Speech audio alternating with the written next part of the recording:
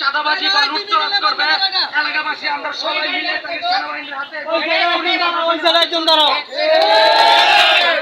বলে দিয়েছে তার নাম ভাঙিয়ে কোন জায়গায় কোন রকম কোন চাঁদাবাজি চলবে না। তারেক রহমান বলে দিয়েছে তার নাম ভাঙিয়ে বিএনপির নাম ভাঙিয়ে যারা চাঁদাবাজি লুটতরাজ করবে তাদেরকে জনগণ প্রতিহত করবে। জনগণের সাথে জনগণ বাঁচলে দেশ বাঁচবে, দেশ বাঁচলে দল বাঁচবে। জনগণের ক্ষতি আমরা কোনোভাবে চাই না, জনগণের কোনো ক্ষতি হোক। বিএনপির নাম ভাঙিয়ে এরকম যদি কেউ কিছু করে থাকে আপনারা এলাকাবাসী সবাই একত্রিত হয়ে তাদেরকে প্রশাসনের হাতে তুলে দিবেন, অবহিত করবেন। জাকির খান জেল থেকে একটি মেসেজ সবাইকে দিয়ে দিয়েছে যে আমার নাম এবং বিএনপির নাম ভাঙিয়ে যদি কেউ চাঁদাবাজি লুটতরাজ করতে চায় তোমরা শক্তভাবে তার প্রতিহত করবে।